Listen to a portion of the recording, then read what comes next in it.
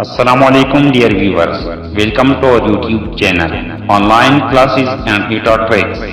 Kindly subscribe our channel and press the bell icon. Assalamualaikum dear students. Welcome to online classes and ETA tricks. Dear students, today we are going to discuss about waves and its types. Student यहाँ पे आज आपका 5वां lecture है। हम waves और उसके जो अक़साम हैं उसके बारे में पढ़ेंगे। वेव्स को समझने के लिए मैं पहले एक एग्जांपल लेता हूँ और बाद में मैं वेव्स के डिफिनीशन पे आता हूँ। एग्जांपल है, फॉर एग्जांपल यहाँ पे मैंने एक स्ट्रिंग लिया हुआ है, रस्सी है मेरे पास, उसका एक एंड मैंने कनेक्ट किया है एक सपोर्ट के साथ। यहाँ पे मैंने बांधा हुआ है, connected with a support, and the other end of the string is in my hand. When I jerk this end, then due to this jerk, energy will transmit from this point in the string toward this point. How?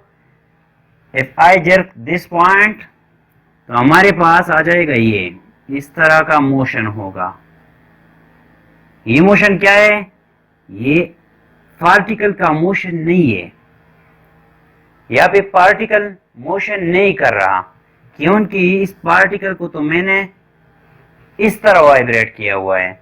इसका motion तो ऐसा है, इस direction में है, up and down. लेकिन यहाँ पे जो है, अगर आप देखें तो यहाँ पर भी वही मोशन प्रोड्यूस हो जाता है। यहाँ पर भी हर पार्टिकल में हमारे पास मोशन प्रोड्यूस हो जाता है।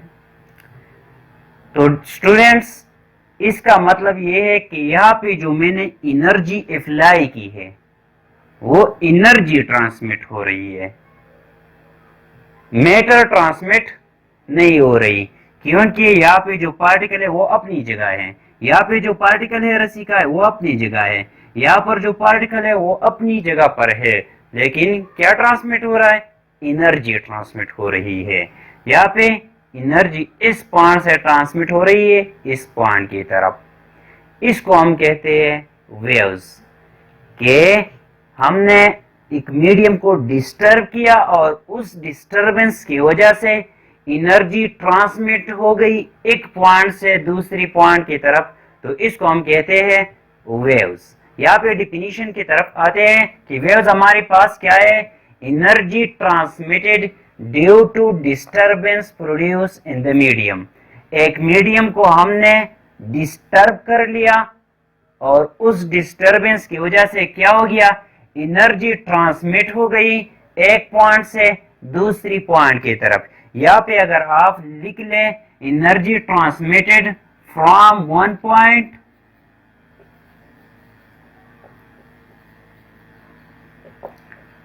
To another due to disturbance produce in that medium. अब स्टूडेंट्स, यहाँ पे एग्जाम में अक्सर एमसीक्यूज आता है कि wave transmit dash, energy, matter, both, ये ऑप्शन होते हैं। तो यहाँ पे मैटर ट्रांसमिट नहीं हो रही जबकि एनर्जी ट्रांसमिट हो रही है। अब स्टूडेंट्स, हम आते हैं वेव्स की टाइप्स की तरफ। वेव्स के हमारे पास मेन दो टाइप्स हैं। एक है मैकेनिकल वेव्स, दूसरा जो है वो है इलेक्ट्रोमैग्नेटिक वेव्स।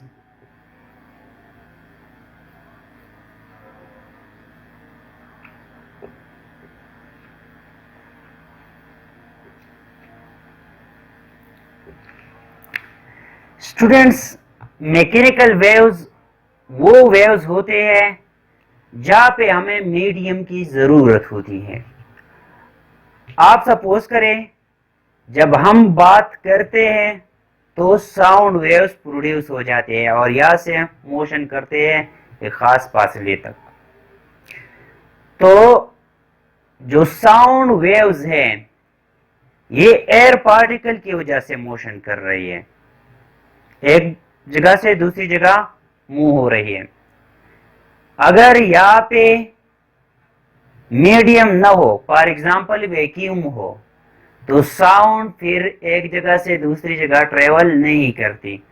तो ये बात मस्ट है कि साउंड वेव्स के लिए मीडियम की जरूरत होती है। अब स्टूडेंट्स एक और एग्जांपल लेते हैं, सन रेज। सन से जो हमारे पास लाइट आता है तो वो स्पेस से गुजर के आता है। स्पेस हमारे पास क्या है, वैक्यूम है, वहां पे कोई मीडियम नहीं है, तो उन रेस के लिए मीडियम की जरूरत नहीं होती। तो कुछ ऐसी वेव्स होते हैं जिनको मीडियम की जरूरत होती है, कुछ ऐसी वेव्स होते हैं जिनको मीडियम की जरूरत नहीं होती। तो on the basis of this we have two types, एक है मैकेनिकल वेव्स, एक है इलेक्ट्रोमैग्नेटिक वेव्स। मैकेनिकल वेव्स क्या है, वो वेव्स जिसकी प्रोपिगेशन के लिए उन्हें मीडियम की जरूरत होती है। प्रोपिगेशन का मतलब क्या है, एक जगह से दूसरी जगह जाने के लिए उन्हें मीडियम की जरूरत होती है, उनको हम कहते हैं मैकेनिकल वेव्स। तो मैकेनिकल वेव्स का डिफिनीशन मैंने क्या लिखा है, those waves which required a material medium for their propagation. वो वेव्स जिनकी प्रोपिगेशन के लिए एक मटेरियल मीडियम की जरूरत हो, उसको हम कहते हैं मैकेनिकल वेव्स। यहाँ पे हम मैकेनिकल वेव्स का एग्जांपल लेते हैं। ये स्ट्रिंग वेव्स जो है, फॉर एग्जांपल ये हमारे पास मैकेनिकल वेव्स है, क्योंकि string waves without string produce नहीं होती। तो स्टूडेंट्स मैकेनिकल वेव्स के फर्दर हमारे पास दो टाइप्स है। एक है हमारे पास ट्रांसवर्स वेव्स,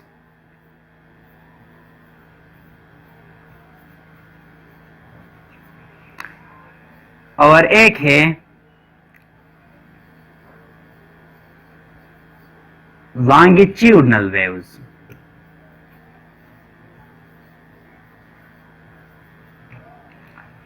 यहाँ पे आप मैकेनिकल वेव्स की एग्जांपल में लिख सकते हैं साउंड वेव्स।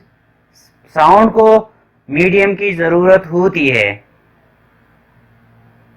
इस तरह string waves, spring waves, spring को मैंने खींचा तो एनर्जी ट्रांसमिट हो रही है, तो वहां पे हमारे पास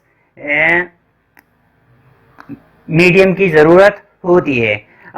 डियर स्टूडेंट्स, यहाँ पे हम दूसरा डिफिनीशन ये भी कर सकते हैं कि ये वेव्स जो है इनको मीडियम की जरूरत होती है। तो जब मीडियम की जरूरत होती है तो ये वैक्यूम से पास नहीं हो सकती। तो we can say that those waves which can not pass through vacuum, those waves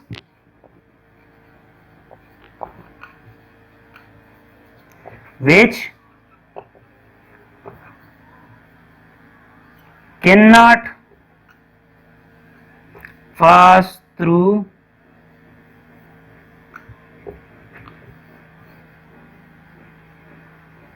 vacuum, उन वेव्स को हम कहते हैं मैकेनिकल वेव्स।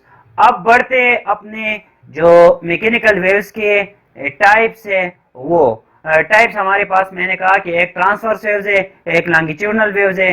एक बाय एक इनको डिस्कस करते हैं। बाद में जो दूसरा मेन टॉपिक है इलेक्ट्रोमैग्नेटिक वेव्स। मेन हमारे पास दो टाइप्स है वेव्स के, एक है मैकेनिकल वेव्स है, एक है इलेक्ट्रोमैग्नेटिक वेव्स। फिर मैकेनिकल वेव्स के हमारे पास दो टाइप्स है, इसको मैंने ए और बी से रिप्रेजेंट किया। मैकेनिकल वेव्स के हमारे पास दो टाइप्स है। तो चलते हैं ट्रांसफर वेव्स की तरफ। स्टूडेंट्स, मैकेनिकल वेव्स का जो पहला टाइप है वो है ट्रांसवर्स वेव्स। ट्रांसवर्स वेव्स किसे कहते हैं, यहाँ पे मैंने फॉर एग्जांपल वही एक स्ट्रिंग ली है और इसका एक एंड जो है मेरे हाथ में और दूसरा एंड एक सपोर्ट के साथ अटैच है। अब मैं इस एंड को अगर जर्क दे दूं तो मैंने पार्टिकल को किस डायरेक्शन में वाइब्रेट किया, इस डायरेक्शन में, अप एंड डाउन डायरेक्शन में। जबकि अगर आप देखें तो वेव्स जो है वो इस पॉइंट से ट्रांसमिट हो गई इस पॉइंट की तरफ, इस पॉइंट से इस पॉइंट की तरफ। पार्टिकल्स इस डायरेक्शन में वाइब्रेट कर रहे हैं और वेव्स इस डायरेक्शन में प्रोपिगेट कर रहे हैं। तो इस तरह की वेव्स को हम कहते हैं ट्रांसवर्स वेव्स। वो वेव्स जहां पे particle of the medium vibrate करे perpendicular to the direction of propagation of waves. Propagation of waves ये है, direction of propagation of waves ये है, वाइब्रेशन ऑफ पार्टिकल ये है। दोनों के दरमियान हमारे पास 90 डिग्री है, इसका मतलब है दोनों एक दूसरे के परपेंडिकुलर है। तो वो वेव्स जहां पे particle of the medium vibrate करे perpendicular to the direction of propagation of waves, उन वेव्स को हम कहते हैं ट्रांसवर्स वेव्स। डेफिनेशन की तरफ आते हैं। Those waves in which particles of the medium vibrate perpendicular to the direction of waves are called transverse waves. अब डियर स्टूडेंट्स, यहाँ पे अगर आप इस फिगर को देखें, ये ट्रांसवर्स वेव्स है। तो ट्रांसवर्स वेव्स के हमारे पास दो पार्ट्स हैं। एक को हम कहते हैं क्रस्ट, यहाँ पे मैंने लिखे कि transverse waves consist of crust and trough। अब क्रस्ट क्या होता है और ट्रफ क्या होता है? डियर फ्रेंड, क्रस्ट वो पार्ट है जो इक्विलिब्रियम पोजीशन से ऊपर है या मीन पोजीशन से ऊपर है। यहाँ पे ये हमारे पास क्रस्ट है, ये हमारे पास क्रस्ट है, ये हमारे पास क्रस्ट है। क्रस्ट क्रस्ट क्रस्ट, इन तीनों को मैं लिख देता हूं क्रस्ट। ट्रब्स हमारे पास क्या है? ट्रब वो है जो इक्विलिब्रियम पोजीशन से नीचे है, इक्विलिब्रियम पोजीशन या मीन पोजीशन से नीचे है। यहाँ पे ये और ये हमारे पास ट्रब है। So we can say that the part of transverse waves which is above the mean position, part of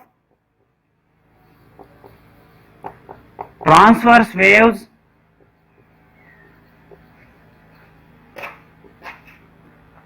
which is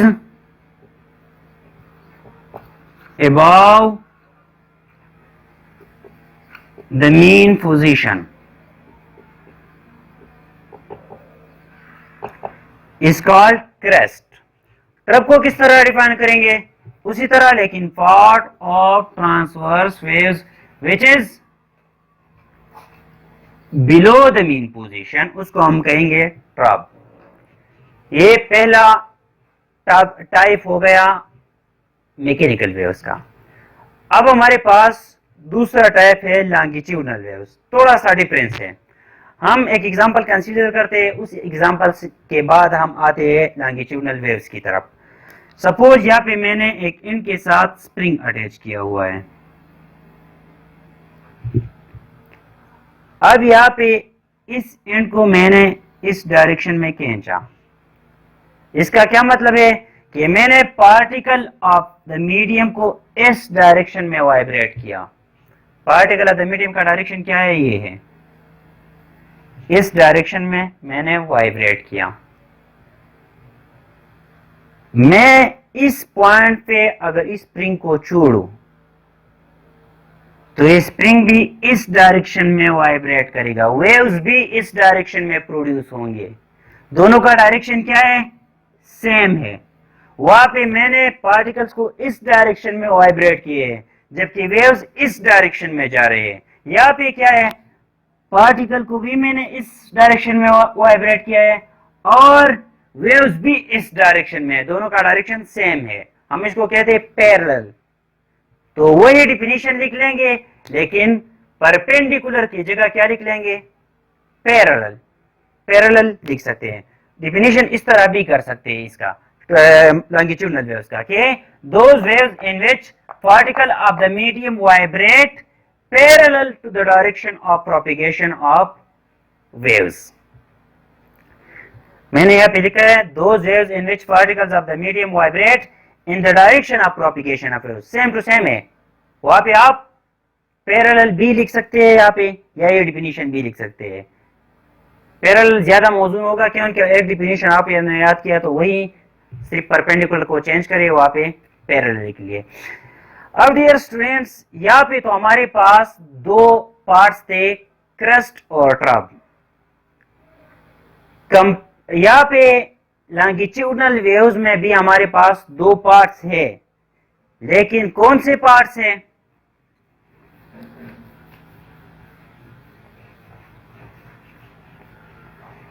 जब यहाँ पे वेव्स प्रोड्यूस होंगे इस तरह, मैंने इसको खींचा इस तरफ, तो कुछ जगह पे जो है ये पार्टिकल एक दूसरे के करीब होते हैं, कुछ इस तरह होते हैं, और फिर यहाँ पे करीब, फिर एक दूसरे से दूर इस तरह। ये हमारे पास अलग पार्ट है, ये दोनों जहां पार्टिकल एक दूसरे से दूर हो, यहाँ पे ये पार्ट जो है इसको हम दूसरा नाम देते हैं। तो लॉन्गिट्यूडनल वेव्स की भी दो पार्ट्स है, एक को हम कहते हैं कंप्रेशन,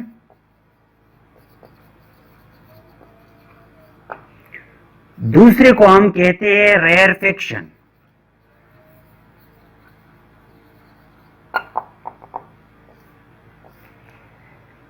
कंप्रेशन किस चीज को कहते हैं?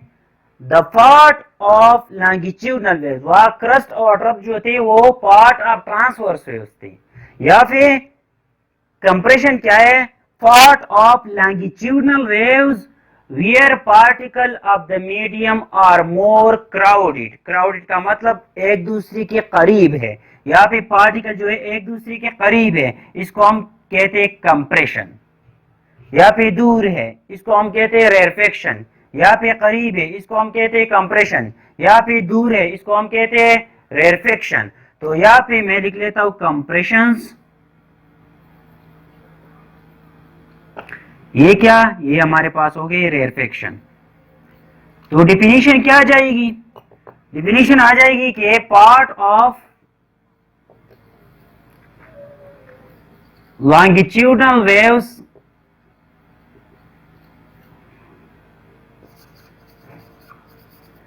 where particles of the medium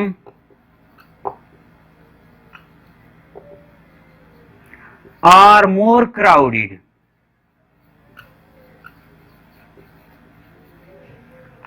compression क्या जाएगा? यहाँ पे हमारे पास पार्टिकल ऑफ द मीडियम जो है ज्यादा क्राउडेड है। इसी तरह रेयरफेक्शन का डिफिनीशन भी आ जाएगा, लेकिन क्या जाएगा यहाँ पे? Less crowded. Part of longitudinal waves where particles of the medium are less crowded. ये था हमारे पास मैकेनिकल वेव्स। अब जो हमारा दूसरा टॉपिक है मेन, उसकी तरफ बढ़ते हैं। अब स्टूडेंट्स, दूसरा टाइप हमारे पास है इलेक्ट्रोमैग्नेटिक वेव्स। इलेक्ट्रोमैग्नेटिक वेव्स क्या है? मैकेनिकल वेव्स ये थी कि उनके लिए मीडियम की जरूरत है, यहाँ पे मीडियम की जरूरत नहीं होती, ये वैक्यूम से भी पास हो सकती है। अगर मीडियम ना हो तो ये भी पास हो सकते हैं। मैंने आपको एक एग्जांपल दी कि लाइट सन से अर्थ की तरफ जब आती है तो दरमियान में स्पेस है, वहां पे कोई मीडियम नहीं है, वैक्यूम है, तो उनसे उस वैक्यूम से वो पास हो जाते हैं। तो उन लाइट वेव्स को हम कहते हैं ये इलेक्ट्रोमैग्नेटिक वेव्स है, लाइट वेव्स। इसी तरह मैंने साउंड का एग्जांपल दिया कि साउंड के लिए मीडियम की जरूरत होती है, वैक्यूम में साउंड सुनाई नहीं देता, तो साउंड वेव्स जो है वो भी हमारे पास क्या है?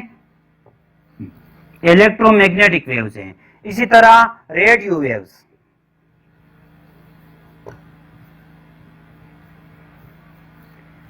टेलीविजन वेव्स एटसेट्रा, ये हमारे पास एग्जांपल्स है इलेक्ट्रोमैग्नेटिक वेव्स की। तो इलेक्ट्रोमैग्नेटिक वेव्स का डिफिनीशन हमने लिखा है, those waves which do not require a medium for their propagation, जिनकी प्रोपिगेशन के लिए मीडियम की जरूरत नहीं होती, उन वेव्स को हम कहते हैं इलेक्ट्रोमैग्नेटिक वेव्स। जब मीडियम की जरूरत नहीं होगी तो हम कह सकते हैं कि ये वेव्स विदाउट मीडियम भी पास हो सकते हैं। विदाउट मीडियम मींस वैक्यूम, खला, वैक्यूम से भी पास हो सकती है। तो दूसरा डिफिनीशन हम ये भी कर सकते हैं कि those waves which can pass through vacuum are called electromagnetic waves.